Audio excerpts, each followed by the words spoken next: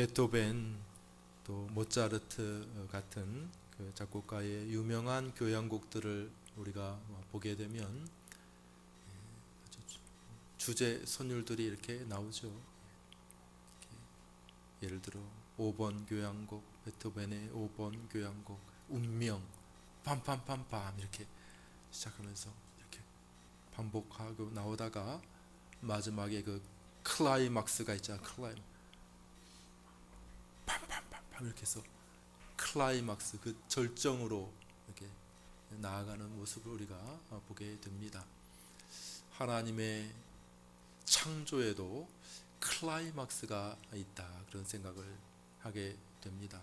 하나님이 첫째 날 뭘 만드시고 보기에 좋았더라 말씀하시고, 둘째 날 또 저녁이 되고 아침이 되니 둘째 날이라 또 말씀하시고, 또 셋째 날 창조하시고, 그리고 넷째 날, 다섯째 날, 그리고 그 마지막 날에 하나님의 그 창조의 그 절정, 그 클라이막스에 뭐가 있냐면은 맨 마지막에 사람을 창조하신 것이죠. 이 사람의 창조야말로 하나님의 모든 창조의 정점에 정점, 탁 빰빰빰빰 이렇게 하면서 탁 끝나는 것처럼, 예? 하나님의 모든 창조의 그 정점, 매우 특별한 그런 창조다라고 말씀을 드릴 수가 있습니다. 우리 한번 읽어볼까요? 26절, 뭐가 그렇게 특별한가? 뭐가? 26절을 한번 읽겠습니다. 같이 읽습니다. 시작. 하나님이 이르시되 우리의 형상을 따라 우리의 모양대로 우리가 사람을 만들고 그들로 바다의 물고기와 하늘의 새와 가축과 온 땅과 땅에 기는 모든 것을 다스리게 하자 하시고, 아주 특별한 창조가 여기 있게 됩니다. 이 창조 후에 하나님이 쉬셨더라. 다 끝났네. 완성. 하나님의 창조의 완성. 하나님이 일곱째 날에 제 7일 날에는 쉬셨더라, 이렇게 말씀하고 있습니다. 사람의 창조에 대해서 우리 지난주에 전체 태초에 하나님이 창조하신 내용을 보았는데, 사람의 창조 특별하다, 세 가지를 들 수가 있을 것입니다. 첫 번째, 사람의 창조가 특별한 것은 창조 전에 하나님께서 회의를 하셨다는 것입니다. 한번 따라해 볼까요? 하나님이 이르시되 하자 하시고, 예, 하나님이 다른 창조 앞에 첫째 날, 둘째 날, 셋째 날, 넷째 날, 다섯째 날, 마지막 여섯째 날에 뭐 다른 동물들도 창조를 하시는데 이렇게 하지 않습니다. 그냥 말씀하시니 뭐 그대로 되니라, 이렇게 말씀으로만 그냥 빛이 있으라, 물이 한 곳으로 모이라, 이렇게 하시면 그냥 그렇게 된 겁니다. 그런데 하나님께서 여기에 인간의 창조 앞에서는 우리가 이렇게 하자, 이렇게 하자. 이게 뭐냐면 회의 우리가, 예? 하나님이 이르시되 뭐뭐 하자, 우리가 이렇게 하자, 이렇게 말씀하고 계시는 것을 보게 됩니다. 그러니까 다른 창조들과는 좀 구별되게 아주 특별한 모양이 있다는 것이죠. 이렇게 하자. 그러니까 성경에 보게 되면 삼위 하나님이 동시에 등장하는 장면이 그렇게 많이 나오지는 않습니다. 그런데 예를 들어 뭐 뚜렷하게 나오진 않지만 창세기 11장 바벨탑 사건에 우리가 내려가자, 이렇게 말씀하십니다. 우리가 내려가서 한번 보자, 이렇게 아주 중요한 사건이었던 것 같아요. 그러니까 다 흩어버리시는, 인간의 그 하나님을 향한 도전과 교만을 다 흩어버리시는, 우리가 한번 내려가 보자, 중요한 역사적인 순간으로 보는 것이죠. 예수님께서 세례 받으실 때에 인간의 대표로서 예수님이 요단강에서 올라오시고 하나님 아버지는 하늘에서 말씀하시고 이는 내 사랑하는 아들, 내 기뻐하는 자라 말씀하시고 성령은 비둘기와 같이 그 위에 임하시는 삼위 하나님이 동시에 등장하시는 부분이 나옵니다. 아주 특별한 때에 아주 특별한 때에. 근데 여기에 여호와께서 이르시되 우리가 하자 이렇게 회의를 한다는 측면에서 인간의 창조는 다른 앞에 있는 이전의 창조하고는 좀 뚜렷하게 구별된 아주 특별한, 하나님께서 특별하게 생각하시는 그러한 창조였음을 우리에게 보여주고 있는 것이죠. 참 중요한 부분이라 생각이 듭니다. 여러분, 오늘날 우리는 사람에 대해서 좀 이렇게 격을 낮추고 떨어뜨리려고 하는 그런 많은 사상의 직면이 되어 있습니다. 예를 들어 유물론, 공산주의에서 사용하는 유물론은 인간의 영혼은 인정하지 않죠. 눈에 보이지 않는데 그냥 물건이야 물건, 그냥 육체, 뼈, 살, 피 이거밖에 없어. 나치가 그랬대. 나치가 유태인들을 독가스실에 넣고 다 죽일 때에 마지막에 하니까 비누 석장반이 나왔다는, 비누 석장반. 인간의 그 기름덩어리 비누 석장반에 불과하다는 것이죠. 그러니까 인간의 그 고상한 영혼을 인정하지 않으면 이 육체 무기질 조금에 지방 덩어리 조금 그런 거 70%는 물이고 이 정도밖에는 아닌 것 아니겠습니까? 그러니까 공산주의는 사람을 함부로 하죠. 유물 사관을 가지고 있으니까 함부로 하죠. 진화론, 그냥 동물보다 조금 나아 발전한 정도로 생각을 하는 거예요. 동물 중에 하나인데 원숭이가 좀 발전해가지고 인간이 되었다는 것 아닙니까? 그러니까 격을 굉장히 낮추는 그런 사상 속에 살고 있습니다. 많은 사람들이 아이고 나는 가치 없어, 나는 별 가치 없는 사람이야 이렇게 생각을 하는 경우가 있습니다. 아이고 왜 가치가 없는데? 돈이 없어. 돈이 없으니까 나는 별 쓸데없는 사람이야 이렇게 생각하지 않습니다. 나는 별 가치 없어. 왜? 나는 건강이 안 좋아. 그러니까 나는 별 가치가 없어.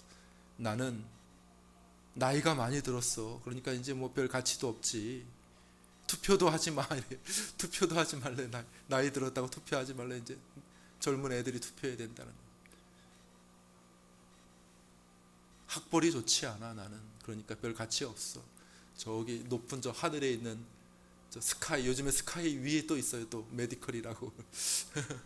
그런 데나 가치가 있는 거지. 아이고 나 같은 사람이야 무슨 가치가 있겠나 이렇게 하면서 사람들이 비관하고 우울증에 빠지고 자살하고. 우리나라 자살률 1위. 왜? 쓸데없다고 생각하는 거야. 나 같은 사람 쓸데없습니다. 나 같은 사람 누가 인정해 주지도 않고 알아주지도 않고. 그러나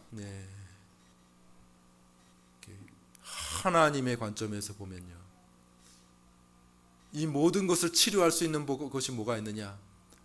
우리를 창조하신 하나님의 관점에서 보는 것이 이 일의 근본적인 해결책임을 믿으시기를 바랍니다. 나의 가치를 증명해야 되는 것이 아닙니다. 돈 많이 벌어서 내가 이 정도 되는 사람이야, 내가 이 정도 학벌을 가지고 있으니까 나는 이 정도 가치 있는 사람이야, 이렇게 증명해야 되는 것이 아니라 하나님의 관점에서 인간을 보고 하나님의 관점에서 나 자신을 바라보는 것이야말로 이 모든 열등감, 이 모든 자괴감, 이 모든 비관에서 벗어날 수 있는 가장 근본적이고 유일한 해결책임을 믿으시기를 바랍니다. 이렇게 기사를 보니까 꽤 좋은 학교 다니는데 학벌 열등감에 빠졌다는 거예요. 그거보다 더 높은 게 있으니까 꽤 명문 대학교, 꽤 명문, 이름만 들어도 정말 좋은 하늘 바로 밑에 있는 대학인데 그런데도 열등감 사람들이 열등감에 빠져 있다는 거예요. 그렇게 해서는 그 열등감 해결 안 됩니다. N수, 재수, 삼수, 그거를 N수라고 하죠. N수, 요즘엔 N수. 그냥 N을 쓰는 거예요. 그냥 몇 수가 될지는 모르지만 더 높은 거, 한 번 하고 또 더 높은 거, 또 더 높은 거, 이렇게 해서 나의 가치를 한번 증명해 보여주고 싶다. 이게 사람들의 마음 아닙니까? 의대를 갔어요. 그런데 지방의대야, 지방의대. 그런데 휴학을 한대, 자퇴를 한대. 왜? 서울에 있는 의대 가려고. 야, 의대가 이거 정말 어려운데 지방의대 갔다고 서울에 있는 그 메이저 의대를 간다고 또 공부를 한다는 거예요. 요즘에 아이들이.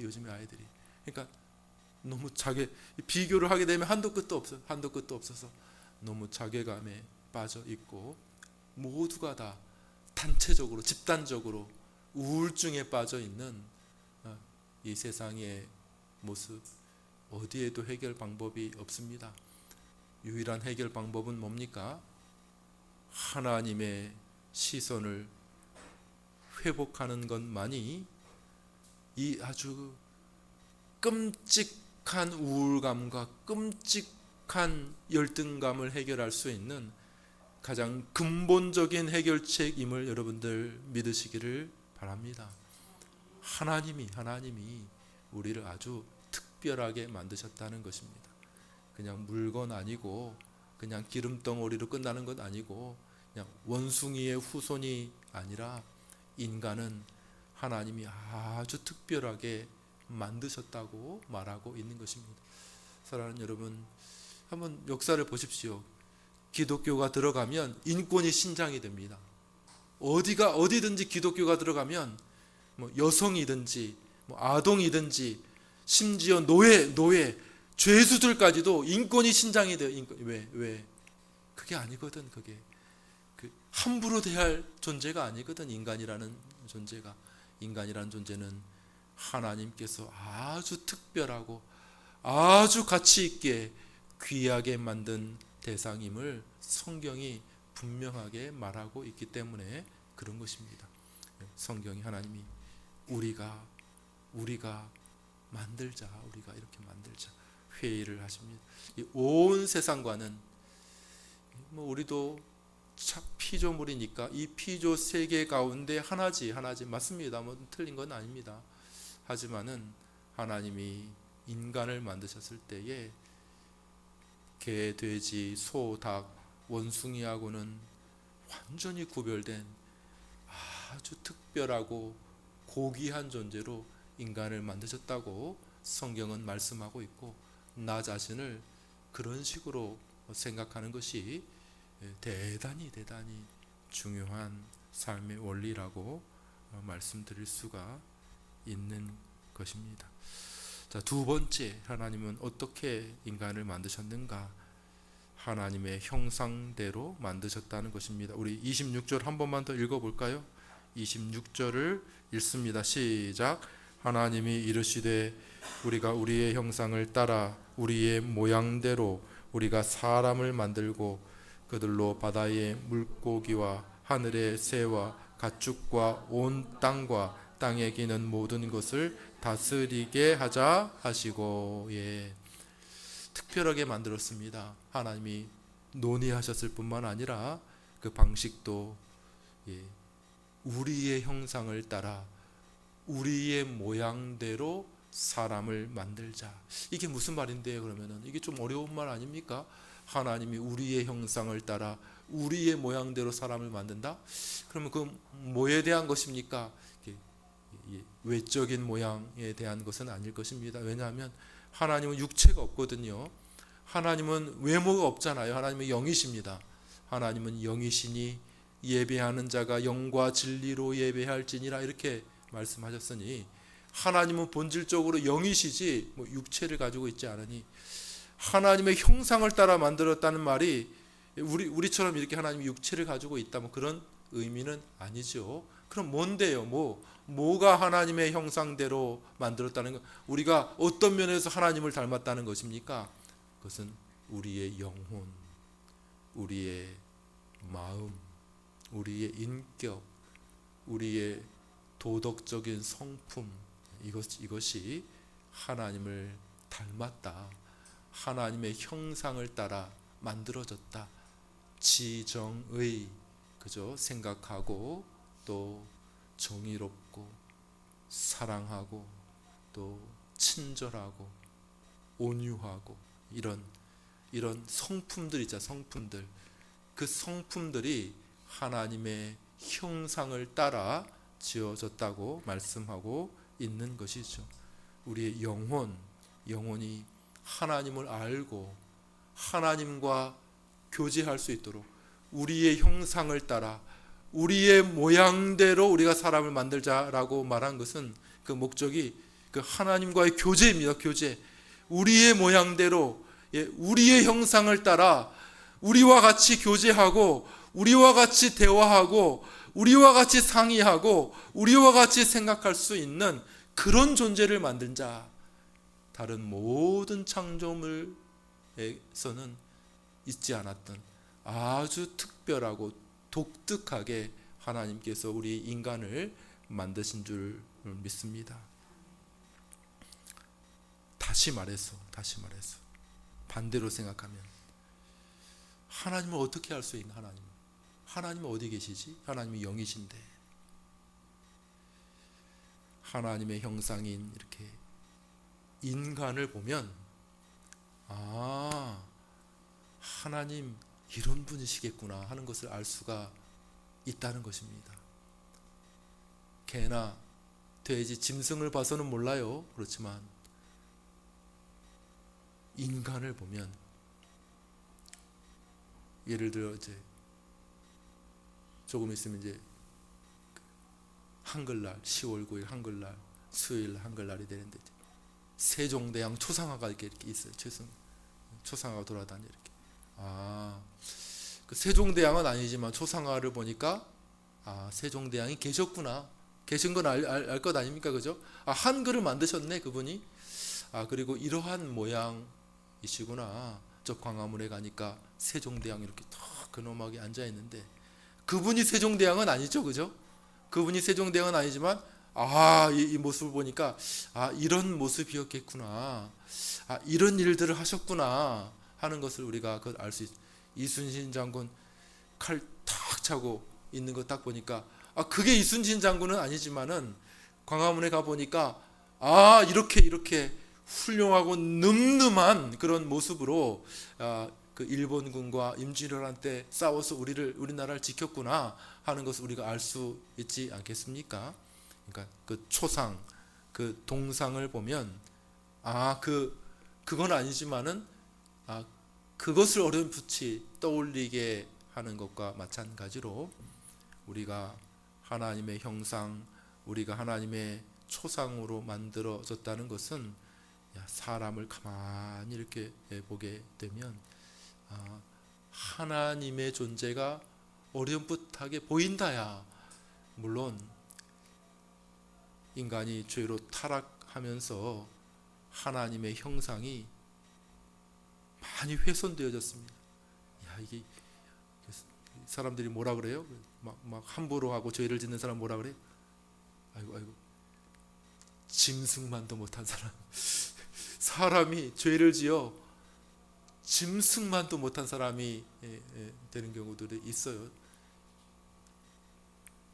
하나님의 형상이 많이 오염되고 많이 훼손되고 회파되어졌기 때문에 그런 것이죠. 그런데도 가만히 보면 하나님의 형상이 회복되고 하나님의 형상이 어렴풋하게 보이는 그러한 사람들이 있다는 것이죠. 예를 들어 부모가 자기 자녀를 생각하고 그 자녀를 사랑으로 돌보는 모습 속에서 우리는 가장 하나님의 형상을 생각하게 될 것 같습니다.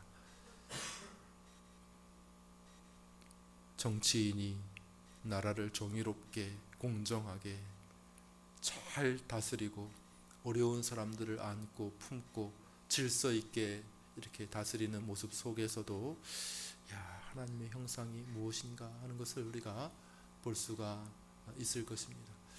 여러 다양하게 사람의 모습 속에서 우리는 비록 많이 찌그러지고 많이 부서진 그런 타락한 죄인이지만은 그럼에도 불구하고 여전히 인간 안에는 하나님의 형상이 남아 있다는 것이죠.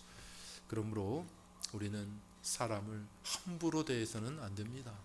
그 사람이 아무리 부족하다고 해도, 그 사람이 아무리 가진 것이 없다고 해도, 그 사람이 배운 것이 좀 적다고 해서 함부로 사람을 개돼지인 것처럼 해서는 안 되고 귀중하고 존귀한 존재로 여겨 주어야 하는 것이죠.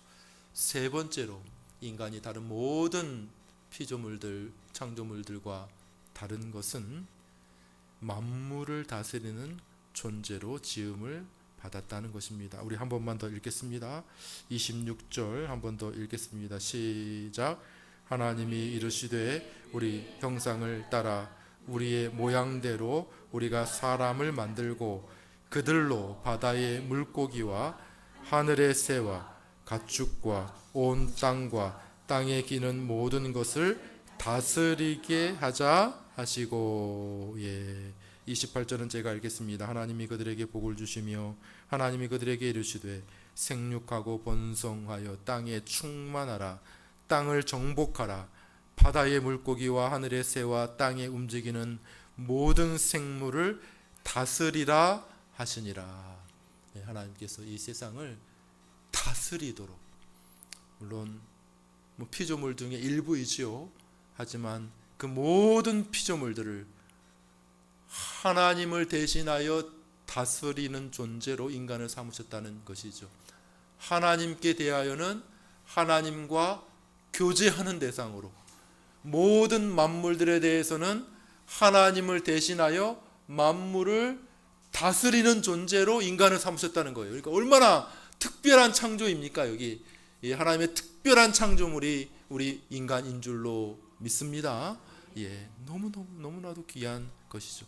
그래서 다스리라, 정복하라 라고 하는 것은 자연을 회파하고 마음껏 개발하라, 난개발하라 그런 의미가 아니고, 첫 번째로 소극적인 의미는 어떤 일에도 굴복당해서는 안 된다. 다스리라고 하는 말의 의미는 어떤 자연현상, 크잖아요. 자연이 얼마나 인간은 자연 앞에 얼마나 두렵습니까? 작습니까? 큰 홍수 밀려오면 인간 감당이 안 되잖아요. 그러나 그것에 굴복하지 않고 물이 넘치면 어떻게 해야 돼요? 뚝을 쌓아가지고 너 여기까지만 와야 돼. 이렇게 물 잘 다스려야지. 불이 막 번져다면 불 다 잘 끄고, 사람하고 짐승하고 식물들 다 태워버리려고 그러면은 잘 다스려서 불도 끄고, 홍수가 나지 않도록 잘 다스리고, 가뭄이 오면 또 댐을 잘 이렇게 해가지고 물도 주고 다 말라 죽지 않도록, 다 굶어 죽지 않도록 잘 이 자연에 지배당하고 이 자연에 굴복해서 포기하는 것이 아니라, 우리 오늘 선교사님 말씀하신 포기하지 마십시오, 낙심하지 마십시오, 이렇게 조건과 환경에 굴복당하고 포기하는 그런 삶이 아니라 굴복되지 않는 삶, 다스려 나가는 그러한 삶으로 우리에게 맡겨 주신 것입니다. 자연뿐만 아니라 인간의 모든 세계 속에서, 관계 속에서, 정치 속에서 우리가 어떤 일에도 굴복되지 않습니다. 물론 아내는 남편을 존중하고 또 순종해야 되겠지만은, 남편이 이상한 것을 시켜, 남편이 죄 지으라고 해, 남편이 같이 죄 짓자고 얘기를 해. 그럴 때는 단호하게 거부해야 되겠죠. 비굴하게, 남편이 나보다 힘세고 시키는 대로 안 하면 얻어 터지니까 그렇게 하는 것이 아니고, 악한 불법적인 독재 정부가 내가 시키는 대로 해, 안 그러면 죽일 거야, 뭐 이렇게 하면 그냥 예 알겠습니다 이렇게 해서 굴복하고 복종하는 것이 아니라 하나님의 말씀에 기초해서 우리는 굴복하지 않습니다. 우리는 기본적으로 왕을 섬기고 우리는 대통령에게 순종하고 하겠지만은 불법적으로 시키는 일들, 이거 하나님의 뜻과 어긋납니다. 이거는 이렇게 될 때는 우리의 양심에 따라 하나님의 말씀에 따라 우리는 저항하겠습니다. 저항합니다. 이렇게 이야기하는 것이 다스리는 것이죠. 바로 잡는 것, 바로 잡는 것. 정치든지 가정이든지 회사 사장님이 와서 자네 월급 받으려면 내가 시키는 대로 여기 이중장부 써. 네, 알겠습니다. 이렇게 하는 게 아니라, 굴복되는 것이 아니라, 그거는 잘못되지 않았습니까? 그거는 죄를 짓는 것 아닙니까? 그래서는 안 되지 않습니까? 이렇게 굴복되지 않는 것. 예수님의 삶의 모습에서도 우리는 이렇게 다스리는 모습을 봅니다. 굴복되지 않습니다. 홍수도 바다도 잠잠하라 다스립니다. 하나님 예수님께서, 그죠? 모든 것을 다스리는 그런 모습을 보게 됩니다. 자연이든지 정치든지 인간관계든지 사회의 모든 모습 속에서도 굴복되는 것이 아니라 오히려 바르게 위치시키는 것이죠. 남편이 삐뚤어 나간다 그러면은 바르게 하는 것, 아내가 삐뚤어 나간다 그러면 아내를 또 바르게 하는 것, 자녀들이 삐뚤어 나간다 그러면은 바르게 해야죠. 바르게. 자녀들 마음대로 그냥 하게 하는 것이 아니라, 그건 아니다, 바르게 와라, 이렇게 바른 위치를 시키는 것이 잘 다스리는 것 아닙니까?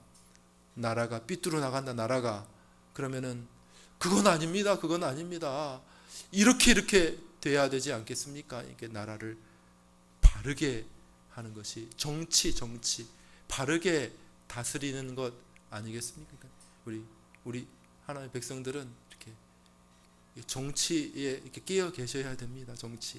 우리 정치하라는 얘기가 아니라 정치에 관심을 가지고 모든 것이 바른 위치에, 제대로 위치에 있는 것 맞는가? 하나님께서 내게 주신 사명인데, 물론 뭐 거리에 쓰레기 줍는 것도 바르게, 아이고 왜 여기 쓰레기가 여기 나와 있지, 바르게 위치하는 것이겠죠. 모든 것들이 다 하나님께서 내게 주신 그 사명대로 바르게 위치하게 해야 하지 않는가 하는 것입니다. 말씀을 정리합니다. 오늘날 많은 사람들이 자신에 대해서 잘못 이해하고 있습니다. 사람에 대해서 사람을 바라보는 눈이 너무 저급해요. 물건이나 동물 정도로 생각을 합니다. 그게 오염이 됐어요. 교육을 계속 그렇게 받다 보니까 오염이 돼서 나도 내 할아버지가 원숭이인 줄 알아. 나도 하도 그렇게 교육을 시키니까 내 할아버지가 원숭이인 줄 알아. 그래서 나도 조금 발전한 것 아닌가, IQ가 조금 높아져서 그렇게 된 것 아닌가, 그런 식으로 생각하며 자신의 격과 가치를 한없이 떨어뜨리는 그런 모습으로 살아갑니다. 그런 경우 돈이 없다는 이유로, 조금 부족하다는 이유로 비관합니다. 내가 이거 살아서 뭐하나, 건강이 조금 악화됐다는 이유로 스스로 안락사 시켜줘, 편안하게 죽을래, 이게 살아서 뭐하나, 다른 사람한테 이렇게 누우만 되는 거 살아서 뭐하나, 이렇게 생각하기도 하죠. 좋은 학벌을 갖지 못했다고 아이들이 막 비관하고 자살하고 막 이렇게 하지 않습니까? 근데 그런 것으로 가치가 평가되는 것이 아니라는 것입니다. 성경의 말씀은, 하나님은 내가 너를 어떻게 했다고요? 매우 존귀하고 매우 특별하게 만드셨다고 말씀하고 있는 것이죠. 사랑하는 여러분, 하나님이 우리를 지으실 때에 논의하셨습니다. 논의. 다른 모든 빛과 태양보다도 훨씬 더 영광스럽고 특별한 존재로 사람을 만드셨다는 사실을 믿으시기를 바랍니다. 여러분, 하나님이 하나님의 형상으로 하나님의 모양을 따라 우리를 지으셨다고 하는 사실을 여러분들 마음에 새기시고, 이 온 세상을 다스리는 최고의 사명을 부여해서 이 땅에 세워주셨다고 하는 사실을 여러분들 꼭 기억하시기를 바랍니다. 우리는 하나님의 형상을 닮은 사람들, 우리는 하나님의 아들 예수 그리스도를 닮아가도록 구원받은 하나님의 자녀인 줄로 믿으시기를 바랍니다. 그러니까 얼굴 찌푸리지 마시고, 고개 수그리지 마시고, 고개 들고 좀 어깨 좀 피시고, 호흡 한번 크게 하시고. 기독교인들은 어떤 사람들입니까? 참되게 하나님의 말씀을 알고 복음을 아는 사람은 어떤 사람들입니까? 비굴한 사람들 절대 아닙니다. 겸손한 거하고 비굴한 건 다른 거예요. 겸손할 수 있죠. 겸손할 수 있습니다. 그렇지만 비굴하지 않습니다. 언제나 어떻게 하라고요? 당당. 왜? 하나님께서 나를 이렇게 존귀하게 만들어 주셨으니 내가 얼마나 특별한 존재인가. 사람들이 나를 무시하면 그걸로 끝나는 것입니까? 그것이 아니죠. 하나님이 나를 귀하게 여기시고 하나님이 나를 그렇게 아름답게 창조하셨으니 그것을 믿고 하나님과 사람 앞에 기쁘고 당당하게 하나님의 그 선하신 목적대로 살아가는 저와 여러분들 되시기를 주님의 이름으로 축원합니다.